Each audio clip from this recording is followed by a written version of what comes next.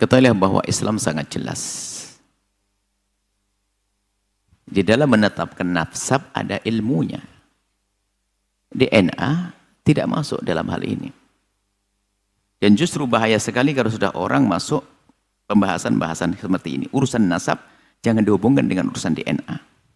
DNA baru berguna nanti adalah misalnya untuk masalah kejahatan, untuk mencari atau untuk mengetahui tentang bukan urusan nasab.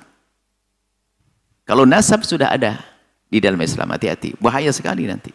Sebab kalau DNA itu nggak kenal akad nikah, biarpun nggak nikah, DNA bisa saja nyambung, nggak ada pernikahan. Sementara di dalam Islam ada namanya pernikahan yang sah. Jadi untuk dianggap ini keturunannya siapa adalah dengan pernikahan yang sah. Makanya menentukan nasab adalah dengan istifadhah. Misalnya di kampung itu sudah didengar bahwasanya si A anaknya si B. Sudah, jangan banyak tanya. Selagi orang ngomong itu anak saya, benar anakmu? Iya, selesai. Jangan bertanya ribut nikah kamu di mana dan Anda ini fudul, kurang ajar. Cukup dia mengatakan anak saya, selesai. Atau pengakuan atau di masyarakat sudah mengatakan oh anaknya fulan. Di kampung Anda sudah tahu bahasa Anda anaknya ibu Anda, sudah tahu semuanya. Itu sudah cukup. Jangan sampai ada gerakan ini, ada gerakan di kampung ini adalah penentuan nasab, jangan-jangan salah ini DNA. Oh bahaya itu.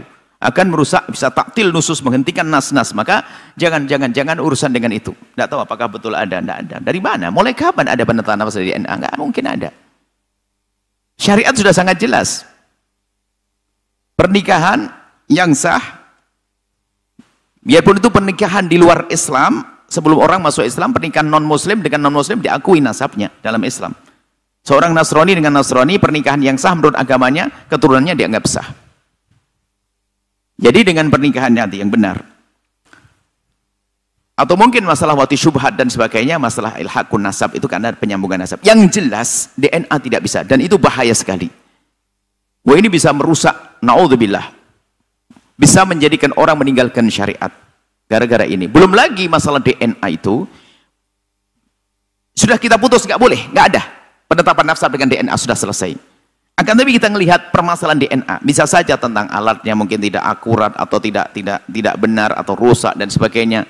Kemudian orang yang menanganinya mungkin tidak jujur dan sebagainya. Itu bisa jadi begitu, akan tapi tidak usah sampai ke situ deh.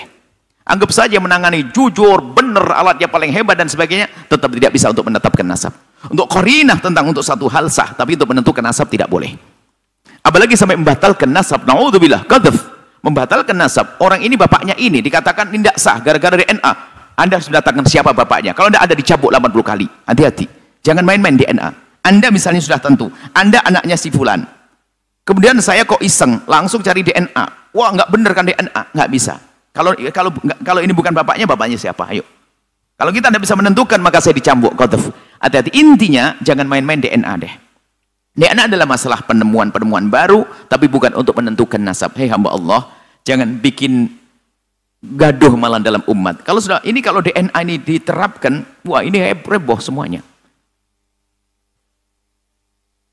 Sementara lihat, di dalam Islam itu ada tentang saksi dalam urusan kejahatan, perzinahan, 4 saksi, banyak hal.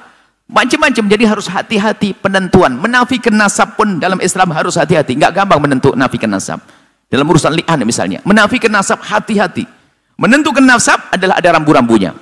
Maka ingat, kalau sudah kita yakini bahasanya orang itu nasabnya sambung, sudah, Anda jangan banyak tanya. Jangan Anda meragukan. Kalau Anda meragukan, Anda menuduh dia berzina. Naudzubillah. Nuduh orang berzina adalah dosa. Ya, mohon maafin, saya tidak tahu apakah betul masalah DNA. Dari mana masalah DNA? Ini aneh sekali, enggak?